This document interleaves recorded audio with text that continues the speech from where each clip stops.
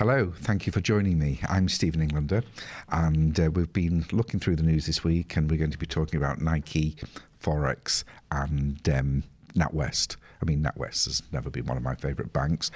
And we're going to have a little light look at what's going on in the world, and hopefully you'll pick up some ideas for your own small business. So don't forget, though, we do offer, this is all sponsored by my company, Accounts Direct, in order to introduce you to our accountancy services. So if you ever need an accountant or a bookkeeper or want to have some advice, do contact us. And if you do want to listen to this on a podcast, we're wherever you are, and if we're not where you want us to be, then tell us and we'll make sure that we are there.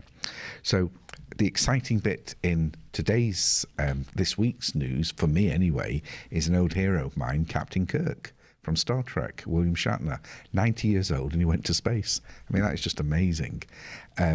You know though, it's all a big publicity thing, obviously. I mean, the Bezos and the people that run Amazon, it's great publicity for them.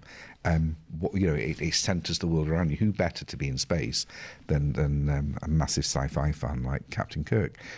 But I think that what would have been better is if they'd have timed Captain Kirk being in space with actual first contact with aliens. Because if you notice, a lot more science fiction films around that are sort of like introducing the idea of first contact with aliens, and so it's nicer rather than they're eating us. So I think they're on the way. So just think of all the potential for real estate and building property out in space and opening up shops and just expanding your business online. Anything else you want to say about Captain Kirk? Because I know he's a favourite of yours, Graham. I'm super hyped for this. I love it, me. Yeah. I'm dead happy. I think we should, people have been saying, it's just the rich and powerful and that. And like, yeah. It was the case at one point. Only rich and powerful people could have a car. Yeah, it's true. These things filter down. As soon as I can get a little spacecraft, I'm off. Yeah, if my grandkids phone me one day and say, I've got a new job, Dad, Granddad, I'm going to be on the moon. Well, people have been saying to me for years I live on a different planet. So, let's get the spacecraft. Anyway, in the news, though, what I've been hearing a lot of this week was Nike pulling out of all the shops and stores in Israel.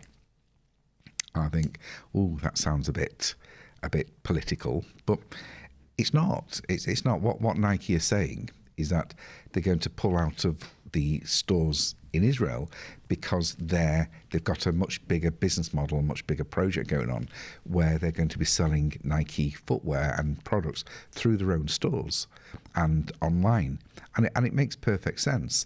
Apple do it. They've got their own stores and they sell through some select high-end partners of their choice, like Selfridges and whatever. But it's a way of maximising product, and this is what I've always liked about branding, because with if you've got your own brand, you can so control profitability, and not only will they sell just as much product, but they will sell at a higher price and a higher profit margin because they're controlling the market. Shops that was previously selling Nike might take a bit of a hit, but they'll find other products and maybe a different target market, a stronger thing. Because you can't, if you've got a business built about being an agent or dealing with brands, you're going to have problems. I remember when I was in China years ago, there was I'd taken out a couple of clients that owned pubs of all things, and they found a white label beer maker that could produce a certain type of beer that they liked, and people can there's lots of microbrews here that will do the same, and you can have it white labeled with your brand on it. So as a pub, for example, or a restaurant or a bar, you've got your own brand beer, which is in addition to whatever else you're selling.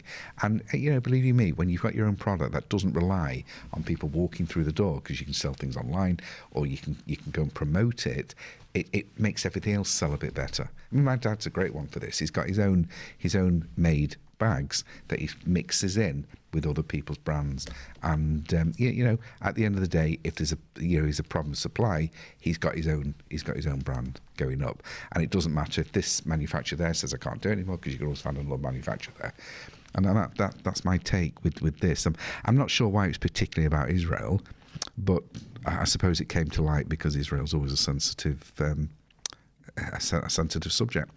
But you know, I mean, I'm not against controlling your own brands. I just don't like the way big businesses act half the time, and it's an example of what they're all going to do. You know, it's just a strategy. I mean, Ben and Jerry had a strategy of making things very political, and you know, so therefore I'm not so keen to eat Ben and Jerry ice cream, because I think they made too much of a political statement, and they don't really give a damn. All they want to do is capitalise on their ice cream by using quite sensitive political methods. You know, I mean, in fairness, I will still eat it. I'm not eating Ben and Jerry's ice cream because it's too much sugar in it, and but I don't eat any ice cream, although, you know, I'd like to. Anything about that? Do you like that? Firstly, can I just say I'm really happy with how the desk's looking tonight. We're getting how the what's looking? How the desk and the set's looking. You've been working so hard to make this look slightly better. It's not slight. It's a. I had my hair done, but you didn't mention that. No, well, you mentioned it several times. Because I need to know that my hair looks nice. In terms of Nike, they're just that, you know, there was for years and years people talked about the child labour that they used across the world. But they've all done this type of thing. They still do, and they're just trying to. They make loads and loads of noise over there and hope that people stop talking. I mean, in the main, big businesses are bad and small businesses are good. So we've just got to find a way of making small businesses do a little bit better. You know, look at this thing that they do have a more global opportunities and more opportunities to control their own brands and their own products. Total Utter Nutter has suggested that Hugo Boss should move into the old Nike stores. Why? I don't know. And what old Nike stores? Well, they're not. He's completely misread the whole thing. He had, because they just want to build their own shops. They're not supplying other shops. That's right. It's just been sold in a certain way. Yeah. Most thing is a Nazi reference. Yeah, I know. I didn't want to. Oh no! I sort of half knew about that. Right. Thank you, Total Utter Nutter. This is not a political show. How it's dare about business.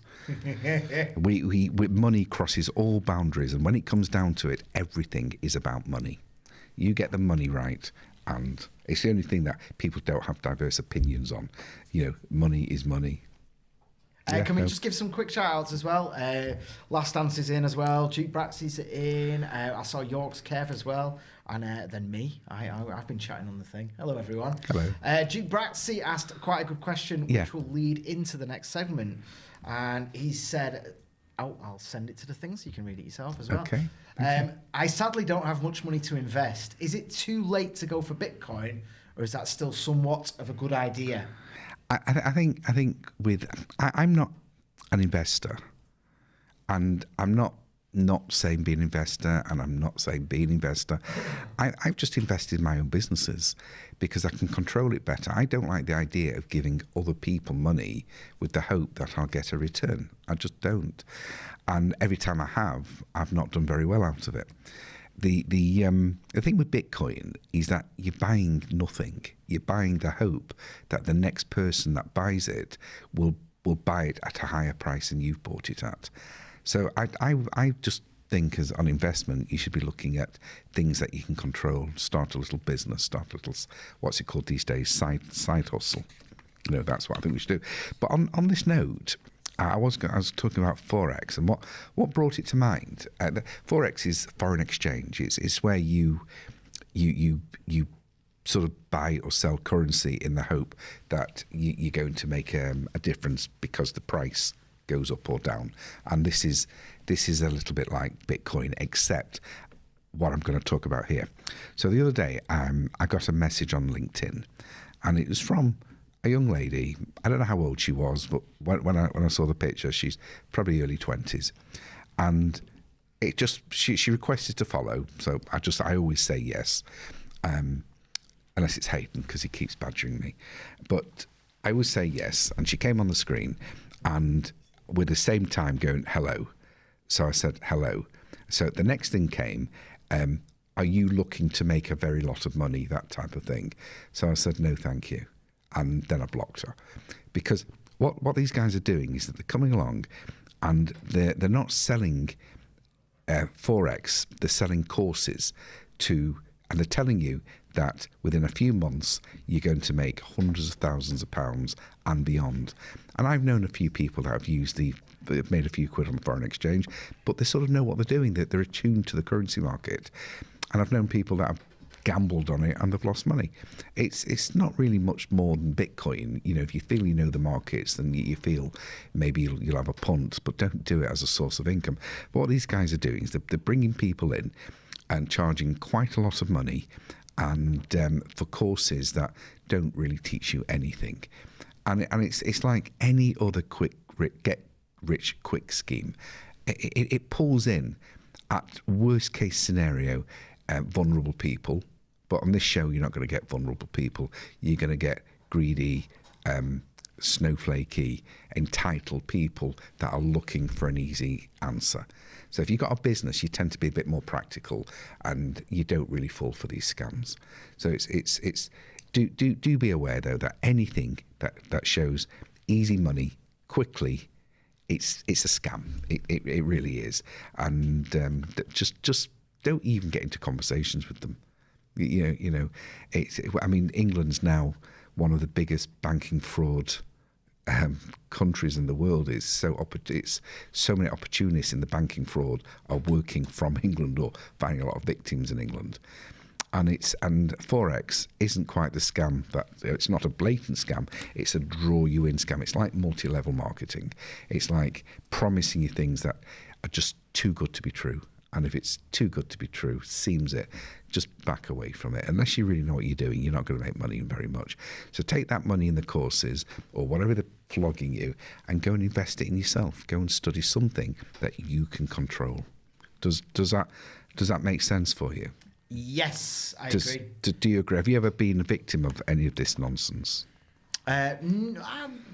Possibly when I was younger, but I don't particularly remember, to be honest. No. I mean, there's one thing, but I'm not going to talk about it on air. It's not on I've been drawn into a couple of these things by people who are sort of friends or I thought were respectable business people, and they've invited me to some of these types of meetings to give authenticity to what they're plugging, and unfortunately it's backfired for them because I just don't want to get involved in these types of things. Well, and the thing is, you might look at one scam and be like, that's dead obvious, but then you fall for. I mean, I don't know if you want to talk about it on air, but we were talking earlier about. Yeah, you might have wasted 1,800 quid on something. Well, that's an unfortunate thing because I booked an exhibition at the Northern Manchester conference centre, and I paid £1,800, and they cancelled it because of COVID. But now all the phones are dead and no one's answering my emails. So I'm not sure whether that's a scam or whether that's just an unfortunate casualty of the COVID situation. But we'll see. We'll see. What I thought you were going to say was before, when I was speaking to that gentleman, who I think is also misguided, who was trying to get me to introduce a tax planning. Yeah. We get some amazing phone calls. Yeah, but we had fun with it, didn't we? He was trying to get me to introduce clients to a situation where you would pay them X amount of money for some sort of advertising, and then they would give you back 80% of it in your back pocket, but you could claim the 500. Sorry, you could claim the full 100% as a taxable expense. And I thought, oh God, you're not really telling me this, are you? I mean, when you think about it, if you've got a £500 taxable expense, you've got £95 in benefit for you by tax savings. But the cost of this was £100, so you're actually £5 worse off by doing it. And I'm sure at some point the taxman would come knocking. So I'm always, even if it's legitimate, even if it's got some validity to it, I'm not one of these people that like to encourage these types of schemes. I'm more, look, let's make some proper money. Let's make the business stronger and then pay a bit more tax. It doesn't matter if you're making more money. So that's really what I'm about. Just keep things right, not trying to be clever. What? Stop the show. This is very important. Oh, okay. Very, very important. Someone said something nice about you in the chat. Oh, don't say it. I don't want to spoil my image. Okay. Oh, well. No, go on. Is it how handsome I am? It literally has the word handsome in the comment. Yeah, I'm just sending it over now. Thank you. It says, hey Steve, nice hair. You're a goddamn handsome man, Thank Steve. you. Melanie, are you watching this? Miracles I work. I can see myself as a Hollywood superstar. We've got our 80s soft focus on tonight. I think it's amazing. No, I know. It's just like insane. It's still on there. Just a quick question about. Oh, sorry. There's more. There's more. More about my hair. More about my good looks. No. Duke Braxi has said, I'm actually serious about NFTs. Is that something worth looking into? NFTs. Yes, it's non-fungible tokens. It's a way. We've mentioned this before on the show. It is. It's not a route to riches, but it's a good way of making sure you get the due benefits for your artwork or holdings, because you can sell this on. You can sell your artwork on, and you make sure that you get full relief for it. I do have a couple of guys that I know who actually can provide fairly cheap starter access into this type of software that will help you out. And we had John Bishop on a while ago, didn't we? Danny Pensive is a comedian who's also an artist, and he's gone down this route. And I think it's anything where you can control your own products. I think is great. Is that okay for that? Yeah. Yep. Anything else? No, we can carry on. Okay, we can carry on. But when we were talking about tax before, it occurred to me that, do you think there's any mileage in taxing different industries at different rates? Has anyone got an opinion of that? It's like, if you're not just individuals, but industries as well. Because like sometimes, should the medical industry that provide benefit to humankind, should they be taxed at all? You're nearly there with the at all part. Go on. Just get rid of it all. Get rid of what? Tax? Get rid of it all. The whole system. We need tax to control things. We need it. Yeah. Filmmakers don't get out of hand and make too much money. But there are concessions for certain industries, for certain people as well, like priests. They don't pay tax. Yes. Yeah, but nurses do. Yeah, especially in the NHS, where that tax is then going back to pay their wages. But why do nurses pay tax? Wouldn't that be a way of really helping everybody out? I mean, priests can get it. I mean, priests have their uses. I mean, I'm not sure where, but I'm sure they do. I've never found a useful rabbi, but there's that as well. But it's something to think about. Why does priests not pay tax, but nurses do? Nurses are wonderful. Anyway, I just thought I'd mention that. This has nothing to do with business. It's just something. What have you put here for me? You put New Welsh GCSEs from 2025. Yes, I did. That's engineering and manufacturing, film and digital media. So they're bringing new subjects. Yeah, I think that's great. I saw this.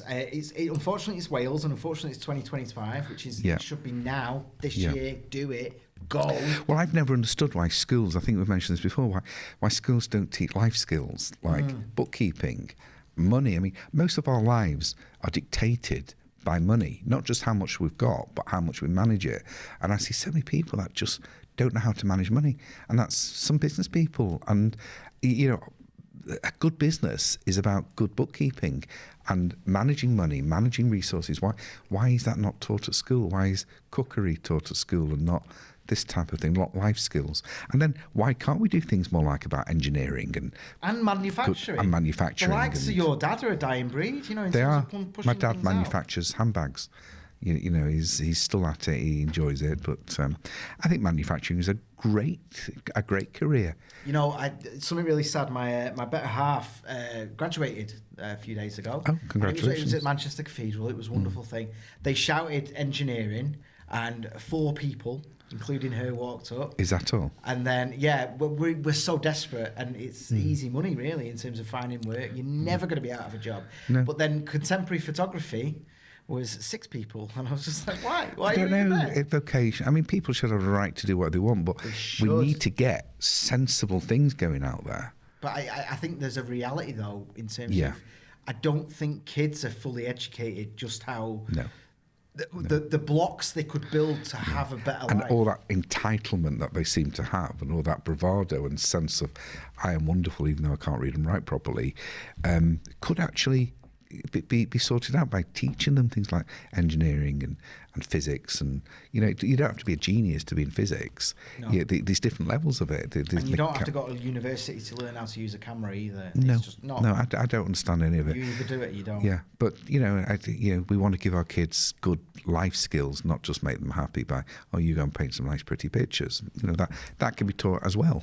But you don't mind. And what people English lit and language will be combined. You've done that to annoy me, haven't you? Yeah. They are, I've literally just put that on the notes just to annoy you. They are two different things. English language and English literature are not the same thing. They're taught separately. Were you taught English language and literature? School? What are you on about, mate? Yeah, I know. I don't know why I said that. I didn't bother with all that nonsense. No. Look at me now. Yeah, fine figure of a man indeed. Fine figure of a man.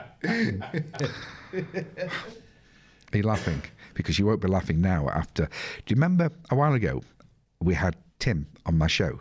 I do, lovely man. I recommend him. I spoke to him today, and he's telling me that since he did the interview with us on our business, what do we call it, Between the Spreadsheets show, I forgot the name of our own show then.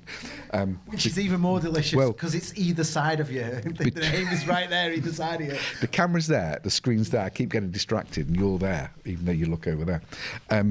No. He you know what happened to him? You know what he's done since from the show, from people watching it and being out there?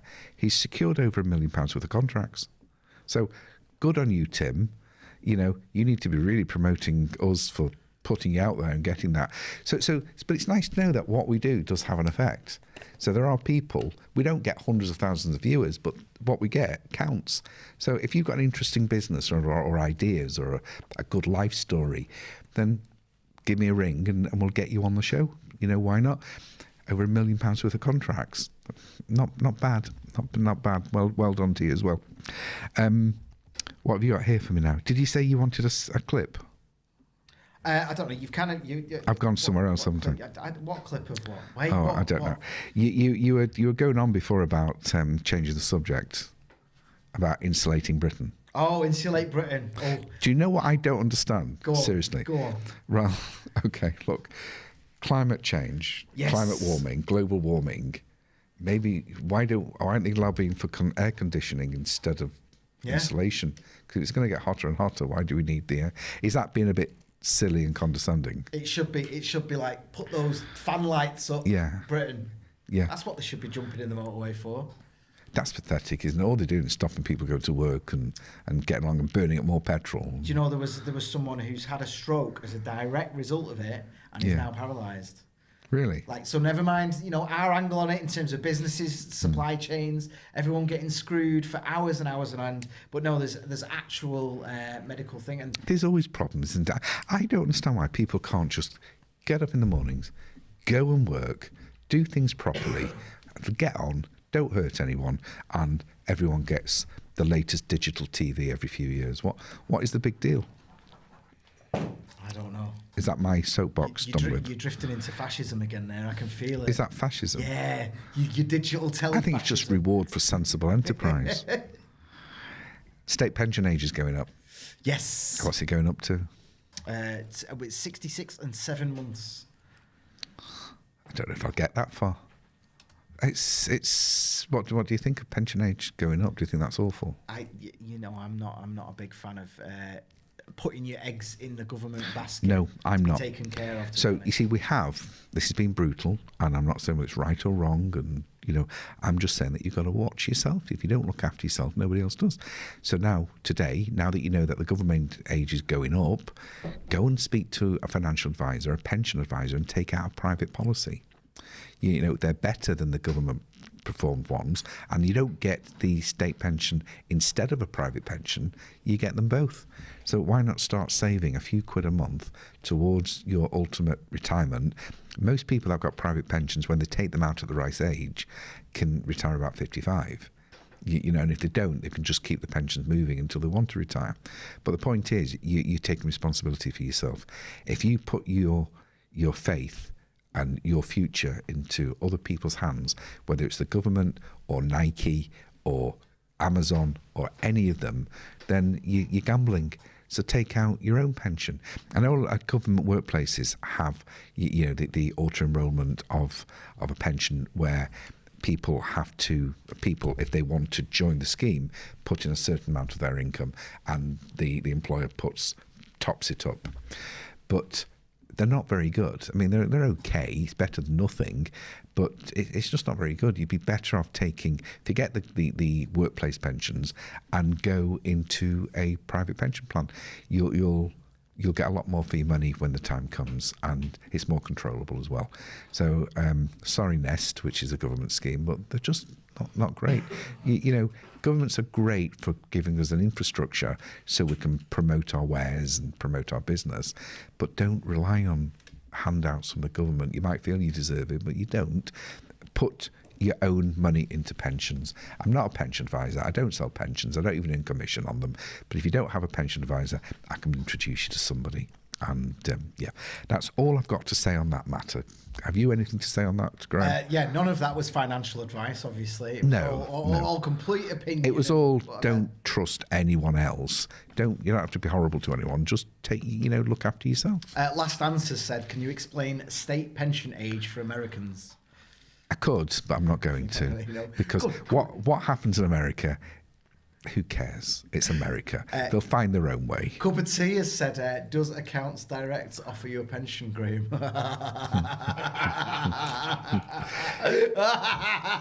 No. You can opt into one.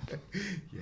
But Graham decided, when he thought that we would pay the full pension, he was up for it. But as soon as he realised he had to contribute, he wasn't too keen.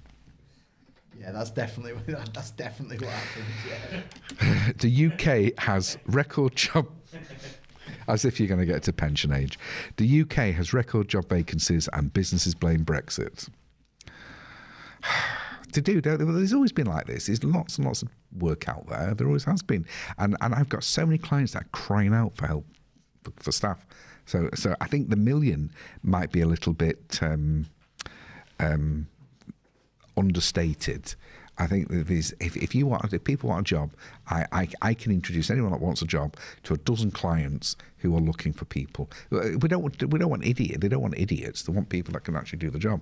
And now that furlough's finished, we're probably going to get a better soft approach as well. We don't need people from Europe or wherever. There's enough people in this country that can take up the jobs if they want to. So you better hurry up and do something. Either go and retrain or do something before the robots take over. Yeah, you're a big fan of robots taking over. Yeah, I love it. Yeah. Yeah. Well, you've got one of those sex bots, haven't you? Oh, yeah. We don't really want to talk about that. No, well, I want you to take it out the kitchen. It's an import. I'm not sure how UK legal it is, to be honest. It's in the kitchen. It's disgusting. We did agree not to talk about it on air. Well, obviously, threatening me is not the same thing as agreeing. A lot of people. I don't know why I get this impression that I know all about tax evasion. I'm struggling with tax avoidance, but tax evasion, everyone seems to think I know all about money laundering and how to do it. And I don't. But I know a little bit because I read. What's with money laundering, it's a funny thing because I've never quite got it. Now, I understand, like Ozark, that film about money laundering, that they've got this illegally gotten money, like drugs and extortion and crime and all that type of thing, and they want to spend it. The gangsters want to spend it. So they need to make that so they can spend it, and the only way they can spend it in any serious amounts is by having it kosher, putting it into a bank account and therefore paying on credit cards and paying by bank transfers, because it's not that easy to pay in cash, especially large amounts. I mean, you can barely go to McDonald's anymore and pay with cash. So how do you get rid of hundreds of thousands and even millions of pounds? Well, the usual method is that they do things like open a nightclub, and they increase the turnover levels. So you can say, I've taken £100,000 last year on the door, but you've not really taken anything. But you can put it in the bank and it's done. The thing with putting it in the bank and putting it through your books and doing stuff like that is that it then becomes taxable and maybe subject to VAT, and. Now, if the money's gotten illegally through drugs and all that type of thing, they'll just put it in. They'll just include the cost of laundering as part of their cost of their whole organisation. So if you've gone and robbed a bank or done something, then you can put that money through your chain of off licenses. Then your cost of that is paying more tax, more VAT, and I sort of get that methodology. What I don't get is when people have been, they call them rich dentists, but when people have been siphoning off money not to pay tax, to avoid VAT, to avoid all that type of thing, then by laundering the money back through your newsagent or your restaurant or your nightclub, that's merely putting you back where you would have been in the first place had you not been trying to do this. So you'll be back paying the tax, back paying the VAT, back paying national insurance, back paying everything. So the whole endeavour seems nonsense. So the only thing I can think about money laundering is for gangsters. But what's got me talking about this is that Natwest was in the papers again. I mean, it's not my favourite bank. I have in all my business life for the past, gosh, it's 45 years, I've never had a good dealing or know anyone that's had a good dealing with NatWest. I'm not saying they're a bad bank. I'm just saying that that's my experience with them. And I had, they really let me down in my younger days and taught me a very big lesson, because I always used to think you could trust what your bank manager said, but he just lied to my face. So I'm not a fan of NatWest. But then again, it's a bank. They're not my friends. They're there to do a service. It took me a while to learn that, but it seems that they've just had a £350 million fine. And that fine is based on them allowing money to be basically banked without checking where it's come from. So if I went to the bank with £20,000 and banked it, my bank would want me to show them where I got that money from. But apparently a firm in Bradford, of all places, a jewellery firm, who's actually a bullion firm, has actually put through £350 million over just slightly less than 3 years. So that's well over like £100 million a year. And there's all sorts of things gone on in this. Like, why would they not check something like that? Are they idiots? Okay, they're idiots. They've been careless. But then I went and looked at the company, and it was a company called Fowler Oldfield, and I went to look at the accounts. And what I found is that there's at least half a dozen different companies with similar names and similar directors, all liquidated on the same date.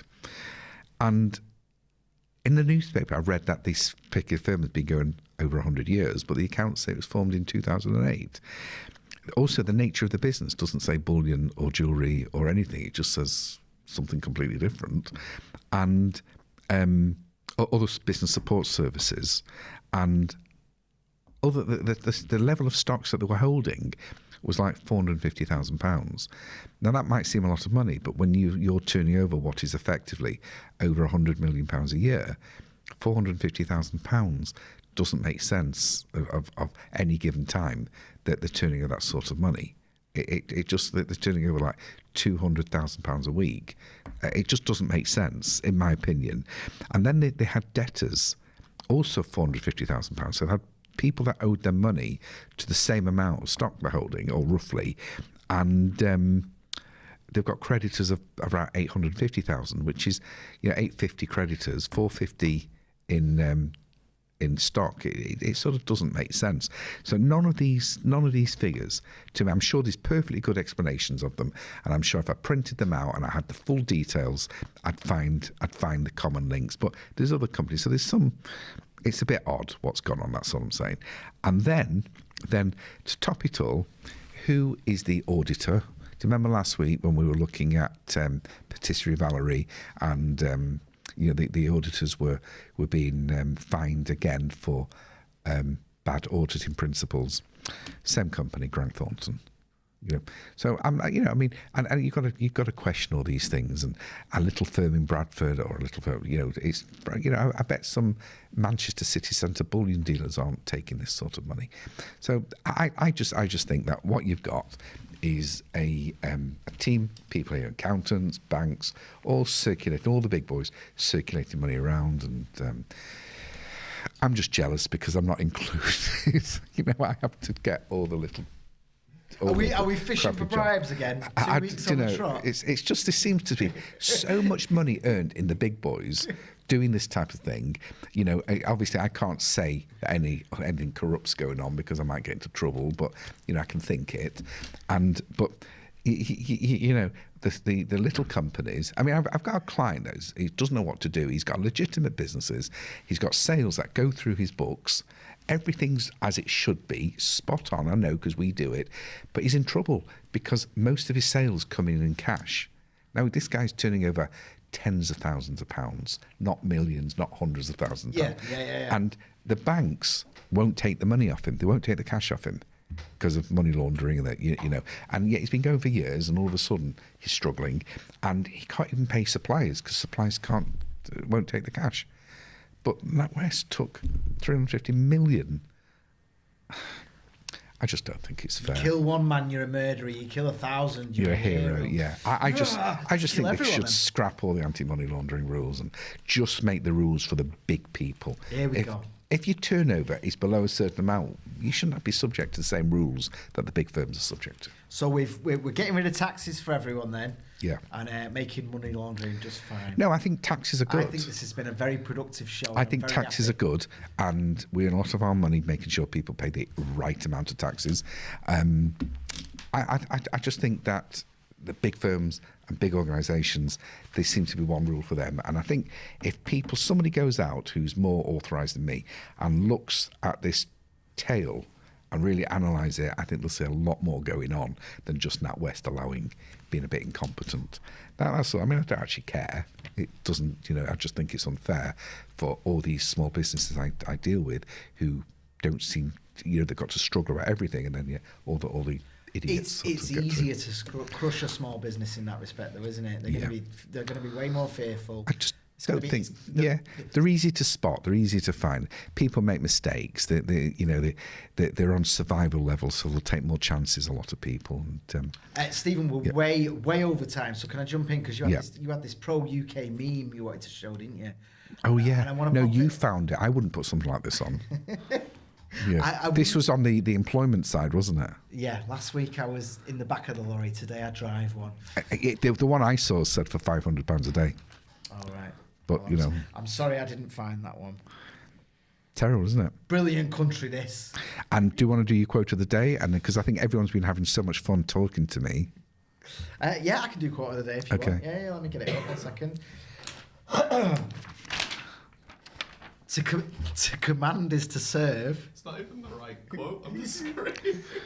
Oh, for don't let yesterday take up too much. That was last week's, you plonker. I've done the wrong one on the thing. You know what? Let's finish. No. Let me read it now. I've said it. I was going to say let's finish on a high note. I didn't. And you want me to contribute more to your pension scheme? Oh my God. To command is to serve, nothing more and nothing less. And that's a fella named Andre. I was going to rely on his name being on the screen. Moreau. Oh yes. I think I don't want to comment on that. To command is to serve. I actually think on that note that to serve is to make money. You know, look after your customers. Sell emotion, don't sell product. Say, how can I help you? How can I help you? How can I help you? Let me tell you what you need, please. Thank you very much for joining me. It's gone very fast this week. Hopefully we'll be back next week. We've got even more stuff to talk about. I'm not sure what yet, but we'll find something. And we're going to have a good, serious chat to Graham now. Thank you very much. Good night.